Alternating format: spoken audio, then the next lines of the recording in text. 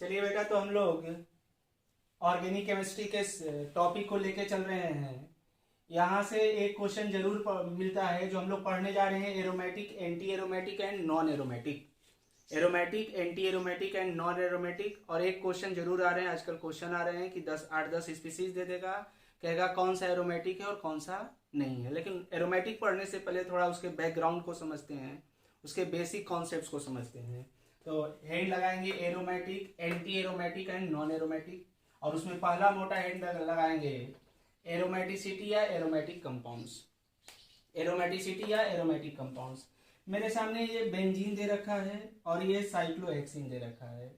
Benzene में भी alternate pi bonds है और साइक्लोहेक्सिन में भी पाई बॉन्ड्स है, but the pi bond of the benzene is quite different from the cyclohexene. इस जो नॉर्मल अल्कीन है उसके पाई बॉन्ड के कंपेयर में जो बेंजीन के अंदर पाई बॉन्ड है ये क्वाइट डिफरेंस है।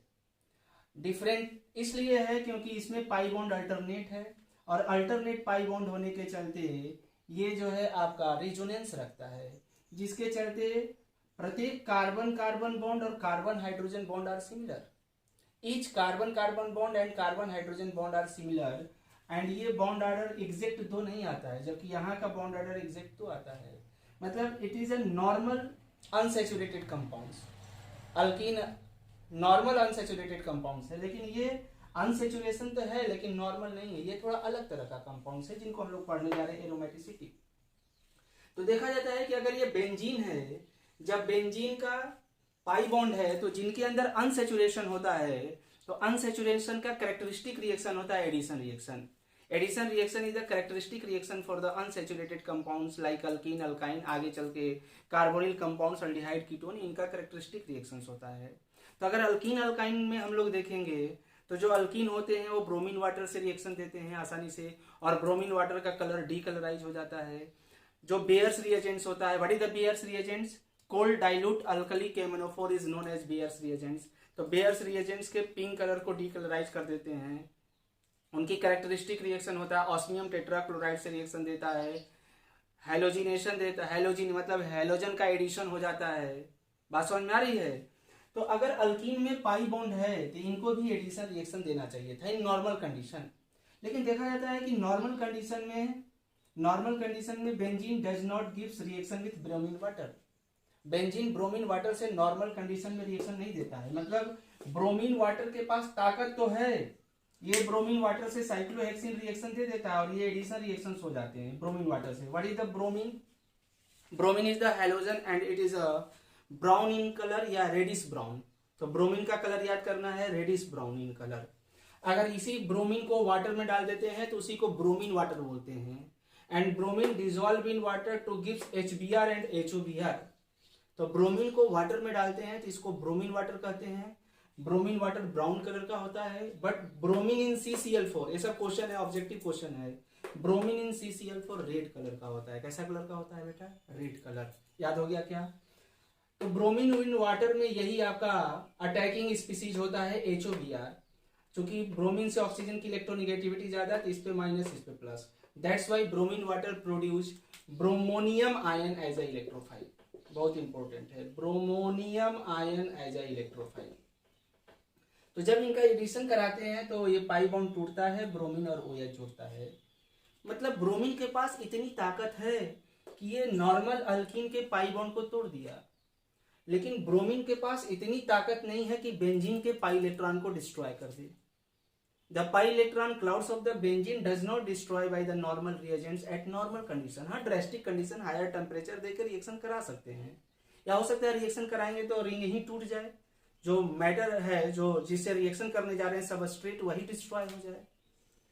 अगर इनका बेयर्स रिएजेंट से रिएक्शन कराते हैं कोल्ड डाइल्यूट अल्कली केमनोफोर, तो इनका पिंक कलर होता है, बट ब्रोमीन डज नॉट जो है benzene does not gives Baeyer's reagents test, जबकि normal alkene Baeyer's reagents test देते हैं और इनका पिंक कलर डीकलराइज हो जाता है।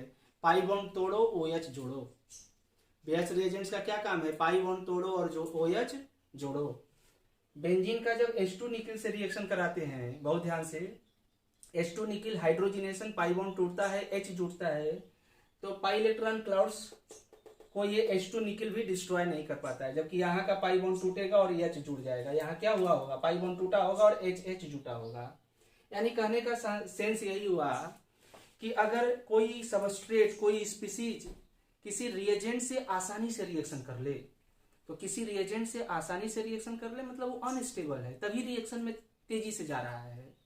अगर कोई, ये जनरल बात है, अगर कोई मैटर, कोई सबस्टेंस किसी से रिएक्शन नहीं कर रहा है या ड्रेस्टिक कंडीशन में कर रहा है, मतलब ये सबस्टेंस एक्स्ट्रा ऑर्डिनरी स्टेबल है, तभी इस रिएजेंट से डिस्ट्रॉय नहीं हो रहा है। यानी सीधी बात, नो बकवास।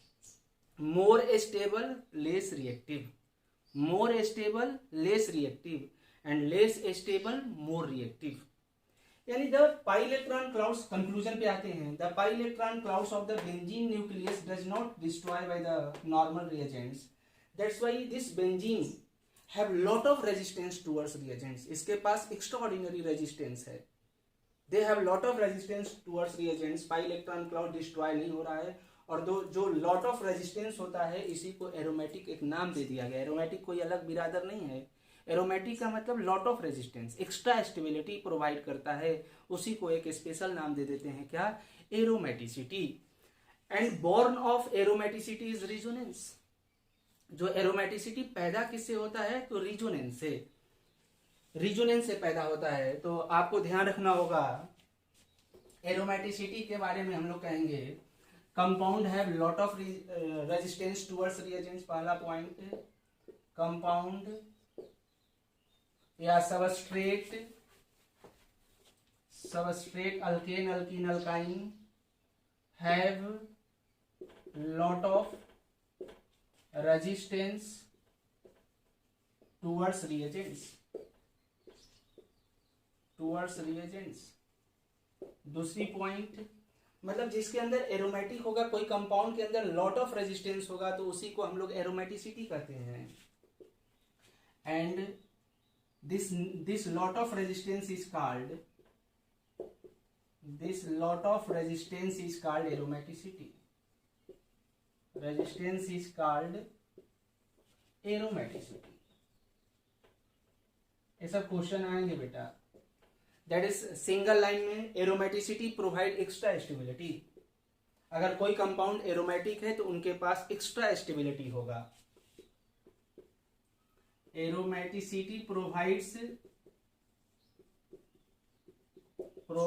Extra stability. लिखते चलिए बेटा, एक्स्ट्रा स्टेबिलिटी। एंड ये एरोमेटिसिटी, जो लॉट ऑफ रेजिस्टेंस होता है, वो पैदा किससे होता है, तो रिजोनेंस से। Born of aromaticity is resonance. Is it clear? इतना समझ में आया क्या? इतना बात समझ में आ गया? तो जो भी कंपाउंड एरोमेटिक होगा उन्हें हम लोग एक्स्ट्रा स्टेबिलिटी देते हैं, रिजोनेंस। क्लास 10th में हम लोग पढ़े हैं कि जो एरोमेटिक कंपाउंड्स होता है वो जलाने पे धुआं देता है। जो एरोमेटिक कंपाउंड्स है ये एरोमा से पैदा हुआ है, इसका मतलब होता है स्मेल, फ्रेगनेंस। जो भी इत्र वगैरह होते हैं उसमें एरोमेटिक कंपाउंड्स होते हैं। कुछ हायर एरोमेटिक कंपाउंड्स कार्सिनोजेनिक भी होते हैं, इसलिए जो सेंट वगैरह ज़्यादा लगा रहे हैं आजकल उनको कैंसर होने का खतरा है, because aromatic compounds is the carcinogenic, that is the cancer causing agent. तो ये सब 2-3 पॉइंट ध्यान रखना होगा इसी के नीचे ब्रेन में, कि एरोमेटिक कंपाउंड्स धुएं के साथ जलते हैं। एरोमेटिक कंपाउंड्स के अंदर फ्रेगनेंस होता है। जो एरोमेटिक कंपाउंड्स होते हैं इनका इत्र वगैरह बनाने में यूज किया जाता है, एंड ये थोड़ा कार्सिनोजेनिक भी होते हैं। Some of the aromatic compounds is carcinogenic in natures. Okay, अगले पॉइंट में आते हैं। अब हमारे सामने क्वेश्चन आएगा कि 8-10 कंपाउंड दे देगा और पूछेगा कौन सा एरोमेटिक है और कौन सा एरोमेटिक नहीं है। तो ऐसा तो नहीं करेंगे कि लैब में जाके जलाएंगे या देखेंगे धुआं दे रहा है कि नहीं दे रहा है। तो हम साइंटिस्टों ने पढ़ करके पूरा कंपाउंड देख करके एक जनरल आइडिया बताया कि अगर ये कंडीशन रहेगा तो ये कंपाउंड एरोमेटिक हो जाएगा। तो अगला हेड डालेंगे, condition for aromaticity. Condition for aromaticity. तो एरोमेटिक होने के लिए पहला कंडीशन देखा गया कि ये सिर्फ और सिर्फ साइक्लिक कंपाउंड में ही लॉट ऑफ रेजिस्टेंस आता है। चेन कंपाउंड्स में उतना लॉट ऑफ रेजिस्टेंस नहीं मिलता है। यानी एरोमेटिक होने के लिए पहला कंडीशन है कि molecule must be cyclic, molecule must be cyclic. Theory पढ़ना भी बहुत जरूरी है बेटा, तभी क्वेश्चन बना पाएंगे। दूसरा है एरोमेटिक कंपाउंड्स होने के लिए compound must be planar. Planar का मतलब each atom is either sp2 या sp हाइब्रिडाइज, तो compound must be planar. Aromatic होने के लिए कंजुगेशन होना चाहिए, कंजुगेशन। कंजुगेशन का मतलब रिंग में, मतलब इसको कंजुगेशन क्या बोल सकते हैं, एक्सटेंडेड कंजुगेशन लिख दीजिए, extended conjugation. What is the meaning of extended conjugation? Ring में जहां से चले वहीं पहुंच जाए। हिंदी में लिख लो, रिंग में जहां से चले वहीं पहुंच जाए। ओके, रिंग में जहां से चले वहीं पहुंच जाए, मतलब पूरे रिंग में जो है पाई इलेक्ट्रॉन लूप करेंट हो। तो एक्सटेंडेड कंजुगेशन का मतलब होता है पाई electron loop of current, loop of current. और इस पाई इलेक्ट्रॉन के डीलोकलाइजेशन के चलते, पूरे रिंग में पाई इलेक्ट्रॉन के डीलोकलाइजेशन के चलते उसकी पोटेंशियल एनर्जी घटती है तो स्टेबिलिटी बढ़ती है। पूछा जाएगा भाई aromatic compounds is extraordinary more stable, because इसमें लूप ऑफ पाई इलेक्ट्रॉन होते हैं और लूप ऑफ पाई इलेक्ट्रॉन के डीलोकलाइजेशन के चलते pi electron loop of current delocalize, और अच्छा से कहेंगे तो delocalized pi electron loop of currents provide extra stability because potential energy decreases and stability increases. And lastly, compound must follow Huckel rule. Compound must follow Huckel rule. पूछा जाएगा what is the Huckel rule? That is इनके अंदर 4n + 2 delocalized pi electrons, 4n + delocalized pi electrons and n की value number of ring नहीं है। पूछा जाएगा कि हकेल रूल में 4n + 2 delocalized pi electron में n क्या है, तो ये ना बोल देना कि नंबर ऑफ रिंग। n जो है आप एक तरह का पॉजिटिव इंटीग्रल है, 0 1 2 3 4। यहाँ n की वैल्यू 0 रखो तो ये पूरा वैल्यू 0 हो जाएगा, मतलब जो भी एरोमेटिक होते हैं उसमें 2 पाई इलेक्ट्रॉन डीलोकलाइज हो। n की वैल्यू यहाँ 1 उठा के फेंको तो 4 2 6 पाई इलेक्ट्रॉन डीलोकलाइज हो। n की वैल्यू यहाँ 3 उठा के फेंक दो, 2 फेंको 3 फेंको, फेंकते चलो। फेंक दिए क्या? आप तेज हो गए, बोलिए। तो 10 pi electrons, 14 pi electron, 18 pi electron and so on. Okay, is it clear? लेकिन ध्यान रखना होगा कि एरोमेटिक होने के लिए ये चारों कंडीशन होना चाहिए। कंपाउंड प्लेनर होना चाहिए, एकदम आवाज जा रहा है क्या पंडित जी? बोलिए, एकदम ध्यान से पढ़ेंगे। साइक्लिक होना चाहिए, प्लेनर होना चाहिए, एक्सटेंडेड कंजुगेशन होना चाहिए, compound must follow Huckel rule. इन चारों में कोई भी एक नहीं पाया होगा तो कंपाउंड एरोमेटिक नहीं होगा, चारों का चारों होना चाहिए। And Hückel rule is a 4n + 2 delocalized pi electron loop current and they provide the extra stability। पूरे रिंग में ये चक्कर लगाते हैं। ओके, इतना पॉइंट कर लीजिए, इतना पॉइंट करते चलेंगे। तो अगले पॉइंट पे हमारे एक आध दो एग्जांपल को देखते हैं। यहाँ ध्यान रखना होगा कि आगे चल के पढ़ाएंगे जब 10 और 14 एनुलिन जो होते हैं, 10 और 14 कुछ जगह पे 10 और 14 एनुलिन जो होता है उसमें नॉन प्लेनर होने के चलते वो एरोमेटिक नहीं होता है। मतलब कहीं ना कहीं ये चारों में कोई एक कंडीशन लॉस हो जाती है, जिनको अभी 1 by 1 सीखेंगे। ओके, ये तो हर जगह सही है, हर जगह ये कंडीशन सही है। तो एक बार हकेल रूल लगाना सीखते हैं। जैसे मान लिया जाए आपसे दे दिया बेंजीन, तो एक मूल मंत्र याद करो। मूल मंत्र, जैसे ये सिग्मा बॉन्ड है तो सिग्मा इलेक्ट्रॉन, अगर ये पाई बॉन्ड है तो इसको क्या बोलेंगे? Pi electron. सिग्मा बॉन्ड है तो सिग्मा इलेक्ट्रॉन, पाई बॉन्ड है तो पाई इलेक्ट्रॉन, बॉन्डिंग है तो बॉन्डिंग इलेक्ट्रॉन, एंटी बॉन्डिंग है तो anti bonding electron, D orbital में इलेक्ट्रॉन है तो D orbital electron, T2G electron, Ag electron, ये सब बोलते हैं। तो इसे बेचैन नहीं होना है। तो कहेंगे कि sir bond is nothing, it is the pair of electron. मतलब एक बॉन्ड में 2 electron. This is a bond is nothing, it is a pair of electron. Sigma होगा तो उसके अंदर 2 इलेक्ट्रॉन, पाई होगा तो उसके अंदर 2 इलेक्ट्रॉन, मतलब एक पाई बॉन्ड, तो आपका खोपड़िया बोलेगा 2 pi electron, 2 pi electron. Okay, ये मूल मंत्र फर्स्ट समझना होगा।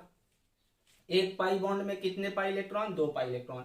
फर्स्ट लेक्चर थ्योरेटिकल होगा, सेकेंड लेक्चर न्यूमेरिकल, इस पे क्वेश्चन सोचेंगे। दूसरा ध्यान रखना होगा कि कंजुगेशन का कंडीशन, एक्सटेंडेड कंजुगेशन पूरे रिंग में होना चाहिए, और कंजुगेशन का होता है डबली बॉन्डेड एटम से सिग्मा बॉन्ड के थ्रू अटैच एटम पर positive, negative, lone pair, pi electron, odd electron. इन पांचों में से कोई एक होगा तो कंडीशन फॉर रिजोनेंस। जैसे CH2 double bond CH Cl, तो डबली बॉन्डेड से लोन पेयर कंजुगेशन, मतलब इसके अंदर रिजोनेंस है, तो ये कंजुगेशन। डबली बॉन्डेड से positive charge conjugation, CH2 double bond CHO minus, doubly bonded से निगेटिव चार्ज, तो ये कंजुगेशन। तो रिजोनेंस होना जरूरी है, क्योंकि एरोमेटिसिटी पैदा किससे होता है? रिजोनेंस से। तो हम लोग रिजोनेंस तो पढ़ते हैं डिटेल, यहाँ जो नहीं पढ़े हैं उनके लिए हमने बता दिया, इस पे तो पूरा डिटेल चर्चा होगा।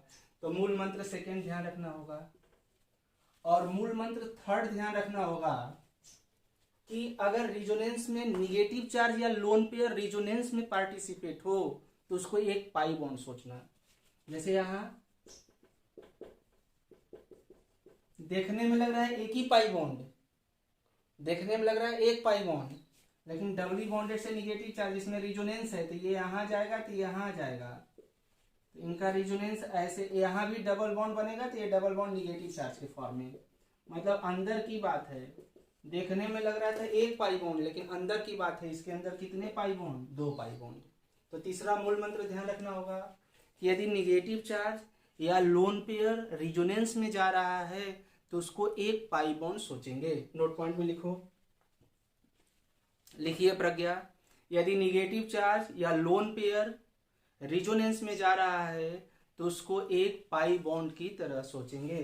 This is behave as a 1 pi bonds like this. Mitesh बोलिए, ध्यान जा रहा है क्या? ये समझना होगा तीनों पॉइंट को, कि रिजोनेंस सोचना होगा एक पाई बॉन्ड में 2 pi electrons, as well as negative charge या लोन पेयर रिजोनेंस में अगर जा रहा है, इस कंडीशन में जाएगा तो उनको एक पाई बॉन्ड सोचेंगे। और यदि निगेटिव चार्ज या लोन पेयर रिजोनेंस में जा रहा है तो उसको हाइब्रिडाइजेशन में भी काउंट नहीं करेंगे। मूल मंत्र 4, यदि निगेटिव चार्ज या लोन पेयर रिजोनेंस कंजुगेशन में जा रहा है तो इनको हाइब्रिडाइजेशन में काउंट नहीं करेंगे। तो हम लोग हकेल रूल लगाना सीख रहे हैं। जैसे लाइक एग्जांपल में मान लिया जाए बेंजीन दे दिया, तो ये बेंजीन है, तो हकेल रूल होता है सर 4n + 2 पाई इलेक्ट्रॉन। अब बेंजीन में सारा कंडीशन, पहला ये रिंग हो गया, पहली कंडीशन। दूसरा प्रत्येक carbon sp2 hybridise, second condition भी लागू हो गया planar. Third condition extended conjugation, double single double single double, पूरे रिंग में कंजुगेशन हो गया। And fourth choice 4n + 2 pi electron in this ring. इसके अंदर कितने पाई बॉन्ड? 3 pi bond. एक पाई बॉन्ड में कितना इलेक्ट्रॉन? 2, तो 3 पाई बॉन्ड में कितने electron? 6 pi electron. Pi electron pi electron गायब। 4n + 2 बराबर 6, 4n बराबर 4, n बराबर 1। कभी यही पूछ देगा कि बेंजीन रिंग में हकेल रूल से n की वैल्यू कितना होगा, तो n की वैल्यू 1 आ गया। तो अगर n की वैल्यू 0, 1, 2, 3 आ जाए, पॉजिटिव इंटीग्रल आ जाए, तो it is aromatic compounds.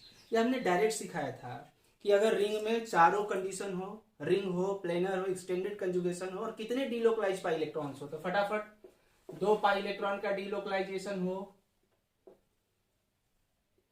6 pi electron का डीलोकलाइजेशन हो, 10 पाई इलेक्ट्रॉन का डीलोकलाइजेशन हो, 14 पाई इलेक्ट्रॉन का डीलोकलाइजेशन हो, 18 पाई इलेक्ट्रॉन का हो तो एरोमेटिक होगा, नहीं तो ऐसे लगाएंगे। ओके, जैसे आपसे दे दिया फिनाफ्थिलीन, दे दिया ये वाला कंपाउंड दे दिया, पूछा जाएगा कि is this aromatic or not, ये एरोमेटिक होगा कि नहीं होगा। तो चारों कंडीशन लगाएंगे।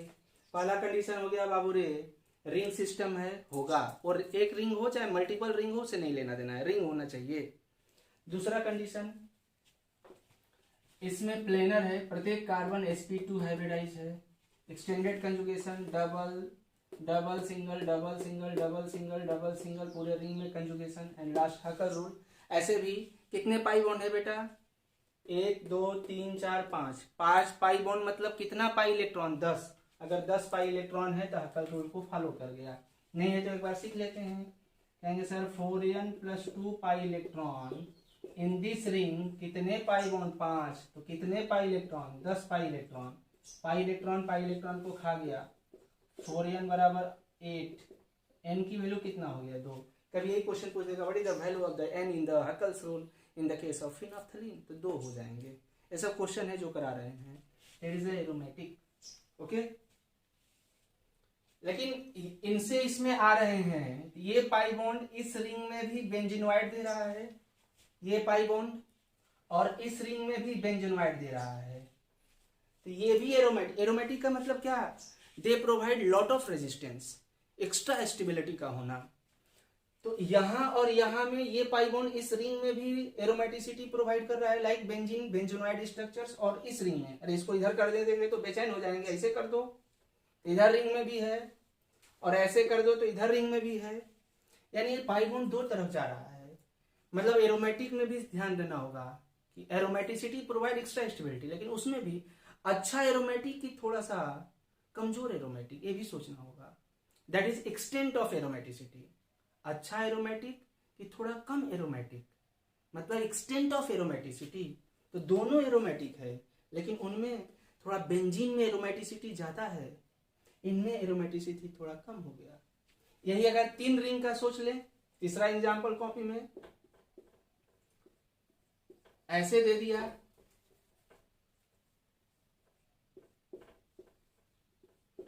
ऐसे दे दिया बेटा, उसे जगह इस this aromatic or not, pi bond को छिपा देगा, तो ये कुछ नहीं है, ऐसे है, ये पाई बॉन्ड छिपाया रहेगा, तो आपको प्रैक्टिस होना चाहिए, ये ऐसे है। ओके, तो अगर अब यहां सोचते हैं, तो इनके केस में हमने सोच लिया, यहां एरोमेटिसिटी ज्यादा, यहां थोड़ा एरोमेटिसिटी कम हो गया, क्योंकि यहां डीलोकलाइज, ये दोनों में जा रहा है तो डीलोकलाइजेशन थोड़ा कम मिलेगा। यहां आते हैं तो ये 3 रिंग, इसको एंथ्रासीन बोलते हैं, नाम लिख लेंगे एंथ्रासीन, तो रिंग है, चलेगा। Extended conjugation, double single double single double single, extended conjugation चलेगा। प्लेनर है, sp2 hybridize. And lastly follow Huckel rule. Huckel rule क्या कहता है कि उस रिंग में 2 pi electron, 10 pi electron, 6 pi electron, 14 pi electron हो तो एरोमेटिक होगा। तो हकल रूल लगाते हैं, 4n + 2 pi electron in this ring, कितने पाई बॉन्ड, 1 2 3 4 5 6 7 दिया रहेगा, ऐसा सोचना होगा, ऐसा मतलब 7 पाई बॉन्ड मतलब 14 पाई इलेक्ट्रॉन, पाई इलेक्ट्रॉन गायब, 4n बराबर 12, तो n की वैल्यू क्या हो गया, 3, that's why it is aromatic. But here the extent of aromaticity और कम हो गया, यहाँ पे एक्सटेंट ऑफ एरोमेटिसिटी और कम हो गया, क्योंकि एक रिंग में 3 पाई बॉन्ड चाहिए, तो अब ये इसका लेगा तो ये अब इसका भी ले लेगा, तो यहाँ और एरोमेटिसिटी कम हो गई। तो एक क्वेश्चन लिख देना होगा, एरोमेटिक में हमें सोचना होगा अच्छा एरोमेटिक, कमजोर aromatic, that is extent of aromaticity, extent of aromaticity. तो सबसे अच्छा हो गया बेंजीन में, उससे फिनोल्फ्थालीन, और सबसे कम किसमें हो गया बेटा, एंथ्रासीन। दैट्स वाई ये और ये कुछ एडिशन रिएक्शन देते हैं, इसमें लॉट ऑफ रेजिस्टेंस थोड़ा कम हो जाता है, जिसके चलते फिनोल्फ्थालीन और anthracene they gives some of the addition reaction because here the aromaticity is कम। ये क्वेश्चन है जेईई मेंस और मेडिकल का, कॉपी में लिखेंगे कि एरोमेटिसिटी में हम लोग देखेंगे अच्छा एरोमेटिक, कमजोर एरोमेटिक। तो जिसमें एरोमेटिसिटी ज्यादा होगा तो उसकी लॉट ऑफ रेजिस्टेंस ज्यादा होगा, एक्स्ट्रा स्टेबिलिटी होगा। यही कारण है कि they does not gives addition reactions, but ये कुछ एडिशन रिएक्शन देते हैं। ओके, क्लियर हो गया क्या? तो नीचे आप हेडिंग डालेंगे Huckel's rule for aromaticity. Huckel rule for aromaticity. तो देखा जाता है कि aromatic compounds is the diamagnetic in nature. Aromatic compounds को जब हम लोग मैग्नेटिक फील्ड में ले जाते हैं तो ये उससे दूर भागते हैं, that's why it is a diamagnetic in nature. ये भी क्वेश्चन पूछा गया है, डायामैग्नेटिक इन नेचर मतलब all electron is in pair, all electron is in pair, सभी इलेक्ट्रॉन पेयर में होते हैं। ओके, तो what is the Huckel's rule of aromaticity? तो कॉपी में लिखेंगे प्लैनर साइक्लिक कंपाउंड कंटेनिंग पूरा जो पढ़े हैं उसका कंक्लूजन बेटा, planar cyclic compound containing 4n+2 delocalized 4n+2 delocalized pi electron forming diamagnetic loop of current बहुत important, planar cyclic compound containing 4n+2 delocalized pi electron forming diamagnetic loop of current is called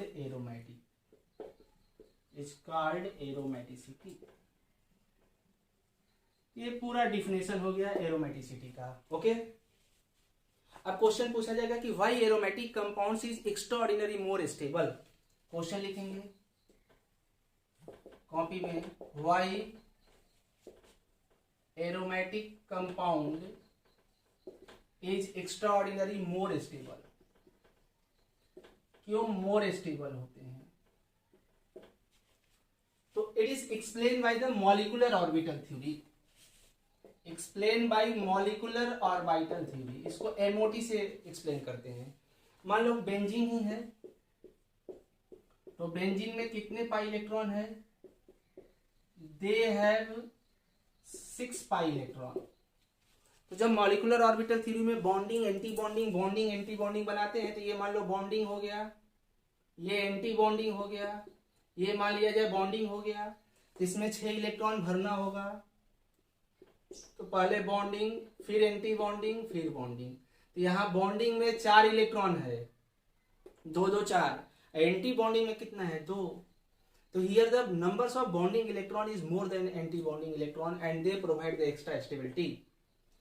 The stability of the aromatic compounds is explained by the molecular orbital theory, and here the numbers of electron in the bonding orbital is more than anti-bonding, that's why it is more stable। या दूसरा कह सकते हैं कि loop of pi electron के चलते भी इसकी पोटेंशियल डीलोकलाइजेशन के चलते पोटेंशियल एनर्जी घटता है और स्टेबिलिटी क्या होता है? बढ़ता है। That's why aromaticity provide extra stability of the molecules. Okay, इतना बात समझ में आया क्या? बोलिए। अब अगला हेडिंग लगाएंगे बाबू, इसका जस्ट उल्टा होता है एंटी एरोमेटिक। तो सारा कंडीशन वही होता है, मतलब जो एरोमेटिक का वो एंटी एरोमेटिक का, लेकिन जस्ट उसके उल्टा है, मतलब अनस्टेबल होता है, इसके अंदर इनस्टेबिलिटी आती है। सारा कंडीशन वही होता है, साइक्लिक होगा, प्लैनर होगा, एक्सटेंडेड कंजुगेशन भी होगा, लेकिन लास्ट वाला डिफरेंस होता है, इसमें 4n डीलोकलाइज्ड पाई इलेक्ट्रॉन होते हैं, 4n डीलोकलाइज्ड पाई इलेक्ट्रॉन, जहां n की वैल्यू 1 से स्टार्ट होगा, 0 नहीं होगा, 1 2 3 4, क्योंकि 0 रख देंगे तो कुछ वैल्यू ही नहीं होगा। अगर इनकी वैल्यू 0 रख देंगे तो फिर क्या डीलोकलाइज? कुछ डीलोकलाइज नहीं। यानी कि इनके अंदर 4 पाई इलेक्ट्रॉन डीलोकलाइज हो, अब 4 का पहाड़ा पढ़ दो, यहाँ 2 रखेंगे तो 8 pi electron delocalize, 12 pi electron का डीलोकलाइजेशन, 16 पाई इलेक्ट्रॉन का डीलोकलाइजेशन एंड सो ऑन। तो ये एंटी एरोमेटिक होते हैं। जैसे एग्जांपल के तौर पे ये हो गया आपको, तो ये साइक्लिक हो गया, प्लेनर हो गया, प्लेनर भी है extended, double single extended, and इनके अंदर कितना डीलोकलाइज, 2 पाई बॉन्ड मतलब कितना पाई इलेक्ट्रॉन, 4, और 4 हो गया तो क्या हो गया, एंटी एरोमेटिक। एक बार एरोमेटिक चेक करते हैं कि एरोमेटिक है कि नहीं।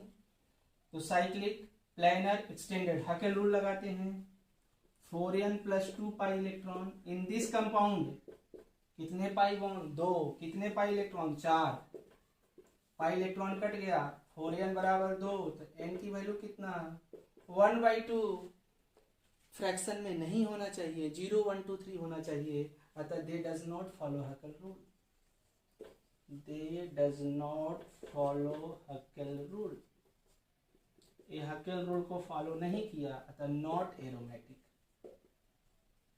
तो ऐसा नहीं है कि जो एरोमेटिक नहीं होगा उसे एंटी एरोमेटिक बोल देना, ये बात गलत है। जो एरोमेटिक नहीं होगा वो एंटी एरोमेटिक, इट इज 100% गलत।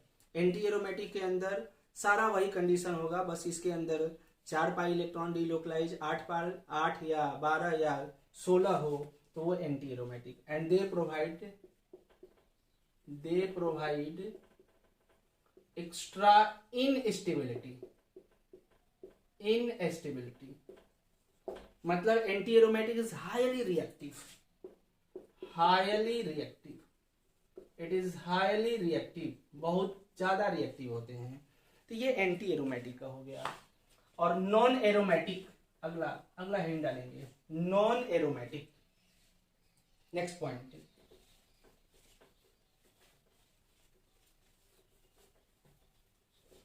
Point, non aromatic. तो नॉन एरोमेटिक का मतलब ये नहीं कि बहुत बेचैन हो जाएंगे कि ये सर कौन नया बिरादर आ गया, मतलब जो एरोमेटिक ना हो और एंटी एरोमेटिक ना हो वो नॉन एरोमेटिक। ज्यादातर रिंग में भी देखते हैं लेकिन चेन में भी चलेगा, ठीक है। तो आपका इन दोनों का कंडीशन ना लगे तो उसको नॉन एरोमेटिक बोल देंगे। तो नॉन एरोमेटिक के लिए कोई कंडीशन नहीं है, लिख लेना होगा कि रिंग सिस्टम, जनरली कभी कभी चेन भी होता है, रिंग सिस्टम हो और ना ही aromatic, neither aromatic nor anti aromatic. जरूरी नहीं है कि प्लेनर हो, कंजुगेशन हो, ये सब कंडीशन नहीं है इसमें, मतलब कुछ भी कंडीशन नहीं है। सिंपल कंपाउंड, साधारण कंपाउंड को, सिंपली कंपाउंड को क्या बोल देंगे, नॉन एरोमेटिक। ओके, तो सिंपली कंपाउंड को नॉन एरोमेटिक बोल देंगे। तो आपको तीनों क्लियर हो गया क्या। एंड जो एंटी एरोमेटिक कंपाउंड्स होता है, देखा जाता है कि मॉलिक्यूलर ऑर्बिटल थ्योरी से it is a paramagnetic in nature, okay. तो अगला हिंट डालेंगे, डिफिनेशन फॉर एंटी एरोमेटिक का डिफिनेशन, एंटी एरोमेटिक। तो कहेंगे कि सर एंटी एरोमेटिक का हो जाएगा planar cyclic compound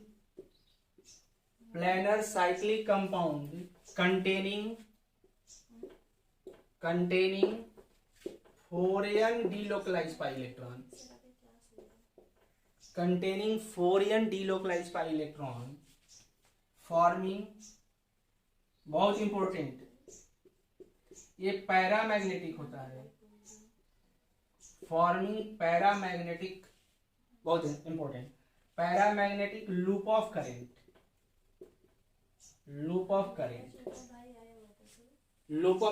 and they provide instability, इतना ध्यान रखना होगा। Planar cyclic compound containing 4n delocalized pi electron forming paramagnetic loop of current and they provides instability is called anti aromatics, okay. इसी को बेटा क्या बोलेंगे, एंटी एरोमेटिक। मेरे सामने बेटा ये क्वेश्चन जितने हमने पढ़ाया, aromatic, anti aromatic, non aromatic, उनको हम लोग प्रॉब्लम के थ्रू समझते हैं। बहुत ही इंपॉर्टेंट टॉपिक चल रहा है, तो आपको ध्यान रखना होगा। हमने कहा कि नॉन एरोमेटिक कोई नया बिरादर नहीं है, सिंपल रिंग हो और जिसमें ना ही कंजुगेशन वगैरह ना मिले ना ही आपका एक्सटेंडेड कंजुगेशन मिले तो वो नॉन एरोमेटिक हो जाएगा। नॉन एरोमेटिक पे बहुत ज़्यादा नहीं सोचना है। ओके, तो which are the following are aromatic in nature. Aromatic, जब ही एरोमेटिक आया दिमाग में चला गया साइक्लिक होना चाहिए, प्लेनर होना चाहिए, extended conjugation and follow Huckel rule. अब हकल रूल हमने सिखा दिया तो उससे तो एन निकालना सीख लिया, लेकिन आपको तुरंत सोचना होगा सर एक पाई बॉन्ड है तो 2 पाई इलेक्ट्रॉन। अगर निगेटिव या लोन पेयर जा रहा है रिजोनेंस में तो उसको भी पाई बॉन्ड सोचेंगे, उसको भी पाई बॉन्ड सोचेंगे, बस इतना ही। अच्छा यहाँ आते हैं तो यहाँ double single double, double single double, अब फिर डबल के बाद सिंगल के बाद कंजुगेशन ही ब्रेक हो गया। तो एरोमेटिक हो चाहे एंटी एरोमेटिक उसके लिए तो कंजुगेशन कंडीशन है ना। जब कंजुगेशन मिला ही नहीं, रिंग है सिंपल साधारण कंपाउंड है, that is non aromatic, non aromatic in nature. This is a साधारण कंपाउंड, नॉन एरोमेटिक। यहाँ आते हैं, यहाँ का मतलब इसके इस कार्बन पे 0 इलेक्ट्रॉन है, इस कार्बन पे कितना इलेक्ट्रॉन है 0, तो इसके अंदर एक 2 ही पाई बॉन्ड है। 2 पाई बॉन्ड मतलब कितने पाई इलेक्ट्रॉन 4, तो प्लेनर है रिंग है, लेकिन 4, अगर 4 का पढ़ा हमने पढ़ाया था 4 8 12 इतना पाई इलेक्ट्रॉन हो तो ये highly unstable carbocation, it is a highly unstable carbocation, that is a anti aromatic in nature, anti aromatic. फटाफट पहचानने आना चाहिए। यहाँ आते हैं बाबूरी, ये दे दिया double single double negative charge, नंगी आंख से देखने में लग रहा है 2 पाई बॉन्ड, खेला हो गया। क्या खेला हो गया कि रिजोनेंस डबली बॉन्डेड एटम से अटैच एटम पर negative positive loan pair pi electron और इलेक्ट्रॉन, तो ये कहेगा हम रिजोनेंस में जाएंगे तो ये उठ जाएगा, इसको सुलाएंगे इसको उठाएंगे, तो ये भी तो पाई बॉन्ड बना रहा है ना बेटा। तो अंदर ही अंदर कितना पाई बॉन्ड, 3 पाई बॉन्ड, कितने पाई इलेक्ट्रॉन हमने बताया था, एक निगेटिव चार्ज या लोन पेयर जब जाएगा तो उसको भी पाई बॉन्ड सोचेंगे। जब कंजुगेशन में होगा तब तो 2 पाई बॉन्ड तो दिख रहा है, ये भी एक पाई बॉन्ड बनाएगा, देखो ना ऐसे सुलाएंगे तो ऐसे सुलाएंगे तो यहाँ पाई बॉन्ड तो यहाँ आ जाएगा, तो ये भी एक पाई बॉन्ड बन रहा है। तो अंदर अंदर 3 पाई बॉन्ड मतलब 6 पाई इलेक्ट्रॉन, एरोमेटिक। और ये जब भी चलेगा तो एक एक इलेक्ट्रॉन चलेगा, मतलब ऑड इलेक्ट्रॉन। जब ऑड इलेक्ट्रॉन चलेगा तो इनकी वैल्यू फ्रैक्शन में आ जाएगा, इनकी वैल्यू किस में आ जाएगा, फ्रैक्शन में। तो ये कभी एरोमेटिक हो ही नहीं सकता है, कभी एरोमेटिक होगा ही नहीं, कभी एंटी एरोमेटिक होगा नहीं, that this is non aromatic, non aromatic. यानी कि एक नोट पॉइंट में लिखना होगा कि फ्री रेडिकल कभी भी एरोमेटिक नहीं होगा। नोट पॉइंट में लिखेंगे, पहले क्वेश्चन को मिटाते हैं, फ्री रेडिकल कभी भी एरोमेटिक नहीं होगा। That's why the stability of the free radical does not explain by aromaticity, the stability of the free radical does not explain by aromaticity. Okay, तो एरोमेटिक कंपाउंड्स क्या क्या हो सकता है, तो एरोमेटिक कंपाउंड्स में भी कॉपी में लिखिए, क्वेश्चन के थ्रू कॉन्सेप्ट सीखेंगे। में भी न्यूट्रल कंपाउंड्स हो सकता है, अभी आपने सीखा न्यूट्रल कंपाउंड्स, जैसे बेंजीन वगैरह न्यूट्रल है, benzene phenolphthalein anthracene is the neutral. इस पर कार्बोकेटाइन भी हो सकते हैं, कार्बोकेटाइन भी हो सकते हैं, कार्बेनायन भी हो सकते हैं, लेकिन कभी भी फ्री रेडिकल नहीं होगा। एरोमेटिक कंपाउंड्स में भी द न्यूट्रल, में भी द कार्बोकेटाइन, में भी द कार्बेनायन, न्यूट्रल हो सकते हैं, कार्बोकेटाइन हो सकते हैं, कार्बेनायन हो सकते हैं, लेकिन फ्री रेडिकल नहीं हो सकते हैं। That's why the stability of the free radical does not explain by the aromaticity. Way compound जिसमें एरोमेटिसिटी होता है दे provide extra stability, they boost up the stability of the compound, वो उस कंपाउंड की स्टेबिलिटी को बूस्टअप कर देता है, एक्स्ट्रा ऑर्डिनरी स्टेबिलाईज कर देता है। They have lot of resistance, normal reagent से डिस्ट्रॉय नहीं होते हैं। That's Y electrophilic substitution reaction is the characteristic reaction for the aromatic compounds. इस पे भी चर्चा होगा। अगला क्वेश्चन, एरोमेटिक इन नेचर। तो यहाँ तो बाबू रे कंजुगेशन ही नहीं है, ये सब ध्यान देना होगा तुरंत। अरे sir double bonded, double single double या डबली बॉन्डेड एटम से अटैच एटम पर positive negative loan pair pi electron होना चाहिए, यहाँ तो रिजोनेंस ही नहीं है, तो न ही एरोमेटिक न ही एंटी, क्योंकि एंटी में भी रिजोनेंस तो होना चाहिए, एरोमेटिक में भी कंजुगेशन होना चाहिए, नहीं है, ये नॉन एरोमेटिक, नॉन एरोमेटिक। यहाँ भी डबल फिर सिंगल, यहाँ भी कंजुगेशन नहीं है, तो ये भी नॉन एरोमेटिक। इस पे आते हैं तीसरे पे, तो कहेंगे सर तीसरे पे प्लस का मतलब यहाँ कोई इलेक्ट्रॉन जीरो, लेकिन यहाँ डबल प्लस, तो इनके रेजोनेंस बन सकते हैं।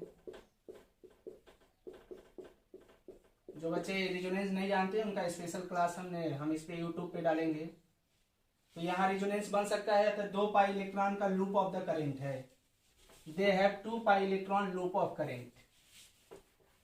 अतः आजकल इसको ऐसे भी बना के दे देगा, ऐसे 2 पाई इलेक्ट्रॉन या ऐसे पॉजिटिव चार्ज, तो मतलब यही है। तो आजकल हाइब्रिड स्ट्रक्चर बना के भी क्वेश्चन आ जाएंगे, हाइब्रिड स्ट्रक्चर्स, ठीक ना।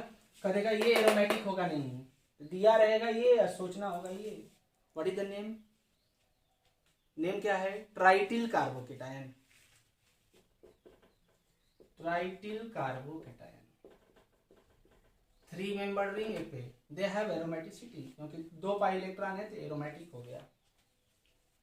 फोर्थ में ये निगेटिव चार्ज जब रेजोनेंस में जाएगा तो एक पाई बॉन्ड को बढ़ा देगा, तो 2 पाई बॉन्ड मतलब कितने पाई इलेक्ट्रॉन, 4। अरे ये तो एंटी एरोमेटिक हो गया, it is a anti aromatic. Free radical कभी भी एरोमेटिक और एंटी एरोमेटिक नहीं होगा, तो नॉन एरोमेटिक। फ्री रेडिकल कभी भी एरोमेटिक और एंटी एरोमेटिक नहीं होगा, तो इनको क्या बोलेंगे, नॉन एरोमेटिक। अभी इन पे चर्चा करेंगे। यहाँ चार्ज डेवलप करा के एरोमेटिसिटी पढ़ते हैं, तभी इन पे चर्चा होगा। इसको क्वासी टाइप एरोमेटिक कहते हैं, जिसमें चार्ज डेवलप हो जाए, this is known as quasi type. अभी 6 वाले पे चर्चा करेंगे। एरोमेटिक क्लोज टू एरोमेटिक होता है 6। 3 में आते हैं, which are the following are not aromatic, not aromatic. ये डबल सिंगल डबल फिर कंजुगेशन ब्रेक, ये तो बाबा नॉन एरोमेटिक, न ही एरोमेटिक न ही एंटी एरोमेटिक, तो this is the non aromatic. ये double single double plus plus conjugation, यहाँ 0 इलेक्ट्रॉन, तो कितना पाई बॉन्ड, 3, कितने पाई इलेक्ट्रॉन, 6, एरोमेटिक। यहाँ आते हैं, जैसे कार्बन पे प्लस है ना बेटा, ऑर्बिटल खाली है, दे है वैकेंट पी ऑर्बिटल, उसी तरह से बोरॉन के अराउंड 2 2 4 2 6, ये भी दलिद्र है, they have vacant P orbital, तो यहाँ भी ध्यान देना होगा, यहाँ भी रेजोनेंस हो जाएंगे प्लस ही की तरह है, तो ये भी एरोमेटिक। 6 डीलोकलाइज पाई इलेक्ट्रॉन्स, यहाँ भी 6 इलेक्ट्रॉन है, वैकेंट पी ऑर्बिटल्स है, और तो ये पाई इलेक्ट्रॉन का इस ऑर्बिटल में डीलोकलाइज हो जाएगा। यहाँ 3 पहले से दिख रहा है, ये एरोमेटिक है, 3 पहले से दिख रहा है। जब निगेटिव चार्ज को रेजोनेंस में ले जाएंगे, सुलाएंगे, तो ये भी एक पाई बॉन्ड बढ़ा देगा। अंदर अंदर कितना पाई बॉन्ड, 4, कितने पाई इलेक्ट्रॉन, 8, क्या हो जाएगा, एंटी एरोमेटिक, एंटी एरोमेटिक। अभी इन पे बात करेंगे। ये चार्ज को डेवलप करके एरोमेटिक होता है, this is known as quasi type aromaticity, इसको अभी हम लोग चर्चा करेंगे। तो आपको होप सो कुछ समझ में आ रहा होगा, इस पे फोकस करना होगा, कौन सा एरोमेटिक और कौन सा नहीं है। बोलिए बेटा, इतना समझ में आया क्या, एक बार लिख लीजिए कॉपी में।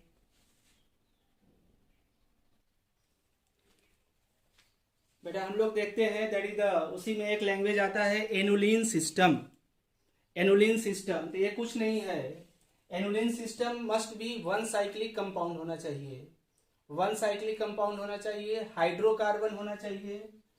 जरूरी नहीं कि वो एरोमेटिक हो कि एंटी एरोमेटिक, दोनों हो सकते हैं, दोनों में से कोई एक हो सकते हैं। तो एनुलिन होने के लिए पहला शर्त है कि हाइड्रोकार्बन हो, सिर्फ और सिर्फ हाइड्रोकार्बन हो। दूसरा शर्त है 1 रिंग सिस्टम होना चाहिए, 1 रिंग सिस्टम। उसके बाद प्लेनर होना चाहिए एंड कंजुगेशन होना चाहिए। कभी कभी प्लेनरिटी लॉस भी हो जाती है, तो वहां पे हम लोग देखते हैं, ठीक है। तो प्लेनर कोई मतलब प्लेनरिटी कोई कंडीशन नहीं लगता है, बस 1 रिंग सिस्टम होना चाहिए, कंजुगेशन होना चाहिए, और क्या होना चाहिए, हाइड्रोकार्बन्स। जैसे बेंजीन हो गया, तो बेंजीन में जितना कार्बन है तो इसको बोल देंगे एनुलिन 6। जैसे ये आपका हो गया 4 कार्बन का, एनुलिन क्या बोलेंगे, 4। ये इसमें टोटल कार्बन कितने हैं, 10, तो एनुलिन क्या बोलेंगे, 10। इसमें टोटल कार्बन 8 है, तो क्या बोलेंगे, एनुलिन 8। ये एक नाम है बस, तो देखा जाता है कि ये जो एनुलिन 10 होता है, इसके अंदर ये हाइड्रोजन आने के चलते इस हाइड्रोजन और हाइड्रोजन के बीच रिपल्सन होता है, और हाइड्रोजन के रिपल्सन के चलते ये जो रिंग होते हैं वो ट्विस्ट कर जाते हैं। ये एक प्लेन में तो ये दूसरा अदर प्लेन में आ जाता है। Here the twisting of ring, ring twisting होने के चलते ये नॉन प्लेनर हो जाते हैं, जिसको अलग से ध्यान रखना होगा। नॉन प्लेनर, तो इसको एरोमेटिक होना चाहिए था। हियर द 2 2 2 4 2 6 2 8 2 10, यहाँ 10 पाई इलेक्ट्रॉन है, हकल्स रूल लागू होना चाहिए था। लेकिन अंदर ही अंदर हाइड्रोजन होने के चलते, हाइड्रोजन के रिपल्सन के चलते ये रिंग में ट्विस्टिंग हो जाती है, and here the twisting of ring के चलते this molecule is non planar and it is not aromatic.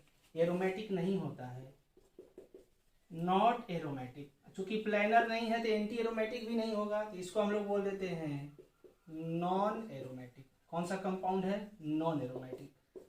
उसी तरह से इसको प्लेनर होना चाहिए था। क्या होना चाहिए था? प्लेनर। लेकिन 8 मेंबर रिंग होने के चलते, रिंग के हैवीनेस होने के चलते ये रिंग धस जाते हैं and they form the tub like structures. ये टब लाइक स्ट्रक्चर्स बना देते हैं जिसमें कपड़ा वगैरह क्लॉथ वॉश करते हैं, और जिसके चलते ये मॉलिक्यूल नॉन प्लेनर हो जाता है। नॉन प्लेनर, तो इसको एंटी एरोमेटिक होना चाहिए था। 4 का पढ़ा 4 दूनी 8, एंटी एरोमेटिक होना चाहिए था, लेकिन नॉन प्लेनर के चलते ये नॉन एरोमेटिक होता है। It is non aromatic in nature. कैसा नेचर का होता है? Non aromatic. तो इस पे अब एक और वीडियो लेक्चर आएगा जिसपे क्वेश्चंस का हम लोग और प्रैक्टिस करेंगे। बोराजीन के बारे में अदर लगभग 50-60 क्वेश्चंस की प्रैक्टिस लेकर के आएंगे। तो ये थ्योरी कॉन्सेप्ट्स के साथ कुछ क्वेश्चन हुआ, ठीक ना? ओके, आज इतना ही रहने देते हैं। Bye bye.